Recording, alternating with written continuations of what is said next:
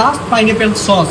Pineapple সসের ক্ষেত্রে আমরা কি করছি, একটা পাইনঅ্যাপেলকে পিল আউট করছি, স্কিন আউট করে সেটাকে ব্লেন্ড করে নিচ্ছি, প্রপারলি ব্লেন্ড করছি। দেন ব্লেন্ড করাকে আমরা স্টেন করে সুন্দর করে আমাদের যেটুকু ওয়াটার লাগবে পাইনঅ্যাপেলের শুধু ওয়াটারগুলো আমরা জুসটা নিচ্ছি, ঠিক আছে। নিয়ে আমরা একটা পট বসাইছি, প্রথমে পটের মধ্যে হালকা অয়েল দিয়ে আমরা গার্লিকটাকে ফ্রাই করছি, ঠিক আছে। গার্লিকটা ফ্রাই হওয়ার পরে আমরা সাথে সাথে আমাদের পাইনঅ্যাপেল জুসটা অ্যাপ্লাই করছি।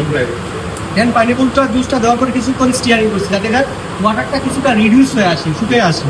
দেন এরপর আমরা আমাদের সল্ট, সুগার, হোয়াইট পেপার এগুলো ইনগ্রিডিয়েন্টস ছিল এগুলো অ্যাপ্লাই করছি। পরে আবার কিছুক্ষণ রেখে স্টিয়ারিং করে আমরা ভিনেগারটা দিচ্ছি, যাতে আমরা যদি প্রিজারভেটিভ হিসেবে লং টাইম যদি রাখতে চাই সেক্ষেত্রে আমরা ভিনেগার অ্যাপ্লাই করছি, ঠিক আছে। এখানে আপনি লেমন জুসও দিতে পারেন, ঠিক আছে। সো এইভাবে দিয়ে আমরা এটাকে ফাইনাল টাচে কী করছি, সব কিছু প্রপার টেস্ট দেখে আমরা কর্নফ্লাওয়ার দিয়ে সেটা থিকনেসটাকে টেস্ট করে নিচ্ছি যে থিকনেসটা ঠিক আছে কিনা। সেম করে আমরা সেটাকে টেস্ট করে আমরা ঠান্ডা করে রেখে দিচ্ছি। এই হচ্ছে আমাদের পাইনঅ্যাপেল সস।